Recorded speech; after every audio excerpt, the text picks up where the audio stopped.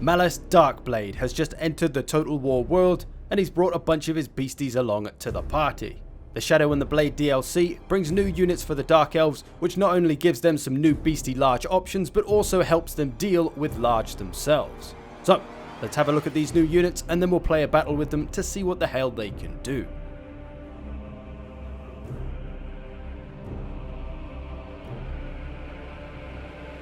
So, first up on the scales, Big Malice himself. He is a melee expert overall, lots of great melee stats all across the board, lots of armor piercing damage, so he can lay down the hurt on people but also take it himself. He'll do alright fighting in crowds or taking on other characters, so he's pretty versatile.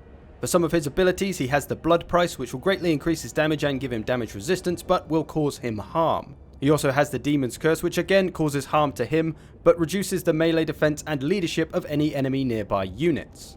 And of course, Zarkan lurks within him, so there is an ability that allows you to change his form into Zarkan to let the demon take over. And of course, this has many effects. Number one, well, quite obviously, he physically turns into Zarkan.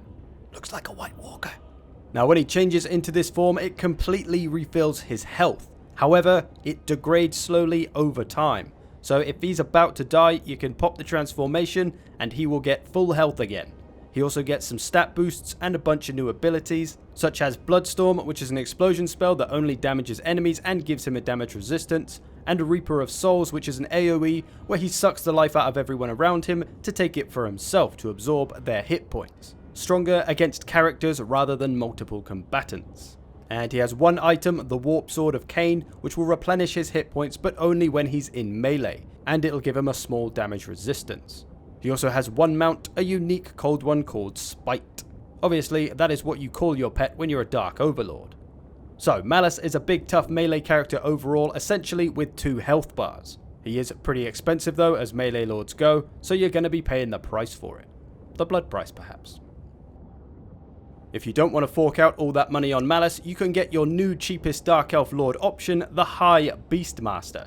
This weed-smoking maniac is all about taming that large. He's got decent melee stats overall, lots of melee attack, good weapon strength, which is bonus versus large, although it's not armor piercing, and he doesn't have a great deal of armor, so he may need to be somewhat careful.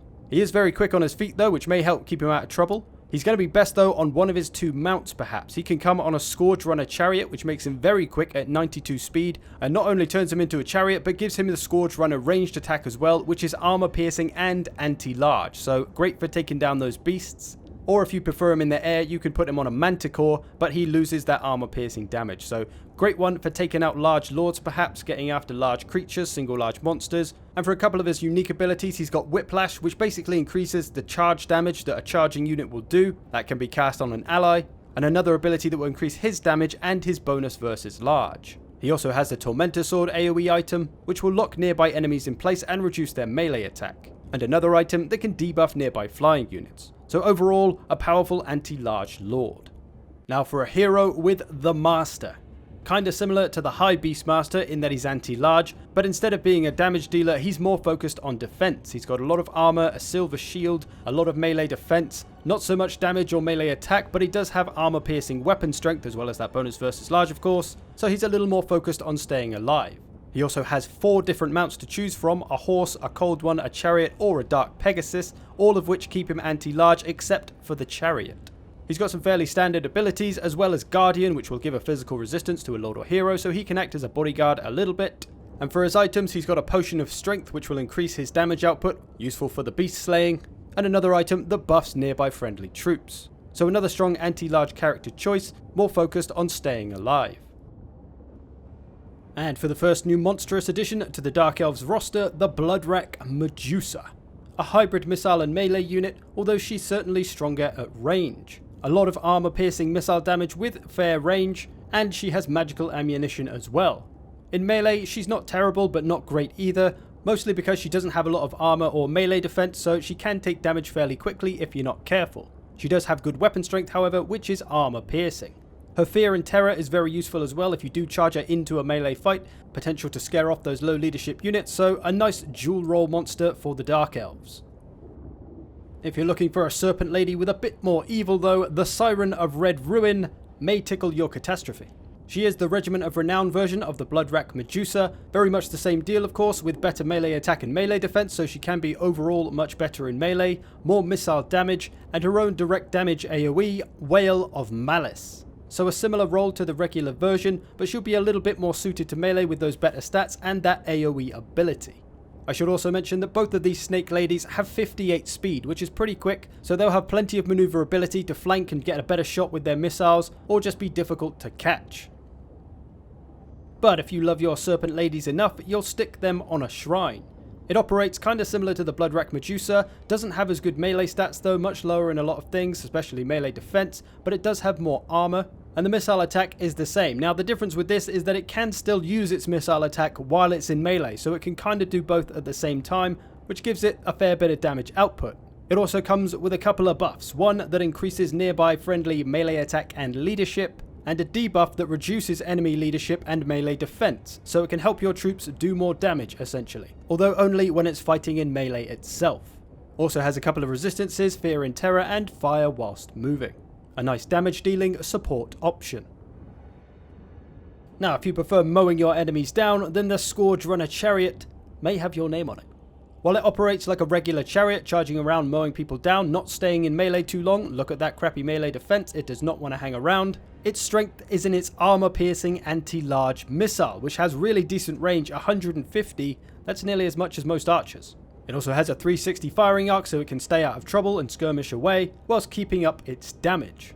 So a nice combo unit that can snipe away at those large targets from range, or when it feels like it, it could charge in and start mowing down the enemy backline, as chariots do. We also have the Ravages of Rakath, the raw version of the Scourge Runner Chariot. It's got some improved stats so it can survive a bit better, still has that strong missile attack which is also poison now for this unit, and they come with an ability called Barbed Net, which will reduce the speed and missile resistance of anyone within range, but only for 5 seconds as it is an active ability, not a passive. Still very useful if any cavalry or single large faster monsters try to get after them, but their role will remain the same as the regular Scourge Runner Chariot really. They're just going to be better at the job. And then we have the Crows of Cain. These are Regiment of Renown Harpies. They've got some improved stats obviously, but their thing is that they regenerate while they're in melee. So they could be murdering things and gaining health back all the while. They only have 15 armor still, but they do have 48 melee defense, so they'll do their job of harassing missiles and skirmish cav well enough. So that's all the new units for the Dark Elves faction. They've got some nice new damage dealing monsters in the Medusas, and some decent anti-large with the Beastmaster, Master, and Scourge Runner Chariots. And then of course you've got the big one-man army Malice Darkblade, although I suppose technically he's a two-man army, because of Zarkan. Anyway, let's take a look at these units and see what the frick they can do. So here's my Dark Elf army, which has all of these new units in it, apart from 2 lords of course, but we do have Malice. And I'm on one of the new maps, the Gleaming Oasis, which looks pretty sweet. Got some nice tactical elements to it as well, although this will be a fairly straightforward battle. My front line is just 3 units of Dread Spears, nice and cheap. Alright holding power. To be honest, I don't have much money for much else because everything's so damn expensive in this army. Now, plonked at one end of my Dread Spear line is going to be the Siren of Red Ruin with all her melee and missile power, not to mention her AoE ability. And then at the other end of the Dread Spears is just a regular Bloodrack Medusa. Again, that missile attack, we're going to be looking to get some flanking on with her, make use of her speed. And then in the center, supporting that front line, I'm going to have the Bloodrack Shrine with its melee and missile damage and those support abilities. Looking to help out the front line as it's not the strongest in the world. Then out on the flanks, I've got the Scourge Runner Chariot on my far left. This is just a regular kind. This of course has those anti-large missiles and the ability to just be a good old-fashioned chariot. So it may look to get into the back line, try and chase off some missiles and mess them up whilst blasting things in the face at the same time. On the other side, I've got the same thing, but the Regiment of Renown version, of course. Going to be looking to do the same with these. They do function very much the same as the regular Scourge Runner. And then in the air, I've got the Harpies as well, looking to come and harass any missiles, get after that backline, pressure them, and make them cry. So everything's got its role in this army. This is not by any means a good build to bring. This is just a way for me to show you all the units in one battle. And then mixed in with the front line, again, to help them out, because it's not the strongest of front lines, I've got the Master mixed in here. He'll be looking to take care of any large units that may be coming for us from the enemy army. And then on the far side, we've got the big man himself, Malice Darkblade, supporting the other unit of Dread Spears. So that is my Dark Elf army. we're going to be facing off against some High Elves in this one. So we'll see what we can do with what we've got. We've got a lot of powerful units, but there's a lot of powerful Dark Elves as well. Going to move up my Scourge Runner Chariot, try and get some of these anti-large missiles off on Alariel, who's flying over there with an eagle. That'll be the first order of business. And like I say, these things have great range, 150. That's nearly as much as a lot of archers who have about 160. So that's good range for a chariot. Very good at taking on other cavalry, even missile cav as well, if they have shorter range than that. So definitely some powerful plays to be made with these Scourge Runner chariots. Over the other side, I got the same thing going on with the raw version, trying to shoot down these dragon princes. Putting up some good damage on them already, just with a few volleys. And while nothing is coming after them, they can get away very quickly if they need to. If that dragon comes towards them, they can get out of there, use their debuff as well. In this army, we've got some dragon princes and a dragon, as you saw. A bunch of spearmen, some archers, Bidalothan Sea Guard, sword masters, and some Phoenix Guard, and a Lariel on an eagle. Just dropped a banishment over there, did some damage to my dread spears. Oh, there's the first shot from a Medusa. Did a hell of a lot of damage to that spearman. Gonna let one go on this Phoenix Guard as well. Oh, it's pretty glorious. It's kind of like some sort of supersonic wave that they're firing into their enemy, absolutely destroying them. The enemy's coming in, the Scourge Runner Chariot, staying out of trouble. Dragon Knight's taking a hammer in from my other Medusa. My Shrine staying back, trying to use its range as well. Now, I've just done some flanking with this Bloodrack Medusa on this side. Like I said, great for flanking because they're so fast, they can reposition, try and get a better angle, get a clear shot on the back of some enemy units to avoid those friendly casualties. Have a listen to this sound.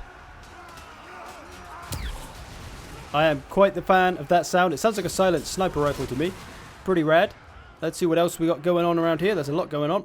At the back, we've got these Harpies coming in after these missiles. The perfect target for them. Some lightly armored missiles. A couple more missiles back here to take advantage of. We'll have to get one of our chariots after those.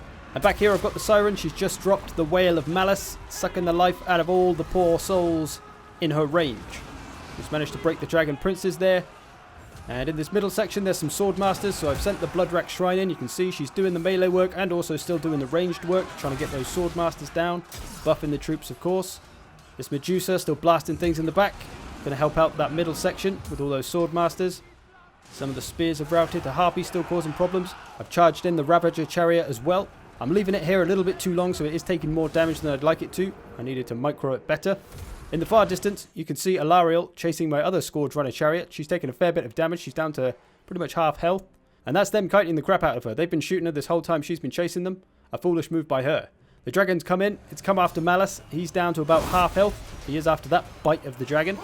So when you're fighting Phoenix Guard and then a dragon comes along, there's only one thing you can do, and that is call upon the inner demon to turn you into an absolute demon so you can murder everybody.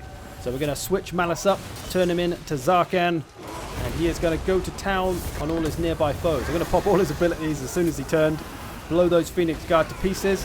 They've just broken, just got to take care of the dragon.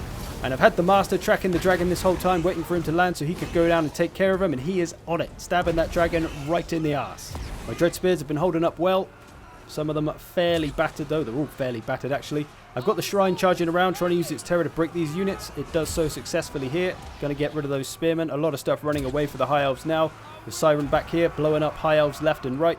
Going to bring the Shrine over to try and help Malice here. Alariel's come in to try and take Malice down, but he is not going anywhere in a hurry. He's pissed, he's Zarkand up, and he's chopping her down. In comes the Shrine, gonna run her over. Oh, I actually killed her. Alariel is down, finished off by the charge of the Shrine. The dragon on his way out as well. That Master stabbed him up a tree. And that is going to be it for the High Elves. So there are some of the new Dark Elf units, or all of the new Dark Elf units, apart from the High Beastmaster, who's too busy smoking pot. We'll have a look at some of their kills in a second. As we saw, the Medusa's very powerful ranged attack. She's still going after that dragon. She's still pissed. She is going after him. She's off. So there's all the new units for the Dark Elves, what they can do, what their role may be within the army, and how they perform. If this battle ever ends, I will show you some of the kills and we can see who did what. Come on. There we go. So lots of new powerful toys for the Dark Elves to play with. Malice, of course, as well. Let's have a look at who got the most kills here. So my Medusa's doing some good work. The Siren getting the most kills. The other Medusa getting decent kills. She was mostly blasting Phoenix Guard, so a tough unit to get down. She didn't take any damage. And the Shrine took a fair bit of damage, got some kills. Was fighting Sword Masters, though, and the Spears, so not the best matchup for them. Harpies did okay, munching down missiles. Ravager did well, got a lot of kills for that. The other one not so well, but it was chasing Alariel a lot of the time. But there's your new Dark Elf units in action. So hopefully this video helps you understand the new units so that when you come to use them in battle in the game yourself, you'll have a rough idea of what to expect from them and how to use them. I will be doing a version of this video with the Skaven video combined, so you'll pretty much be watching the same thing when you watch that video, but it'll be useful for those who just want to check out all the units in the DLC in one video. So there you go. I hope you've enjoyed this. Thanks for watching. I will see you in the future.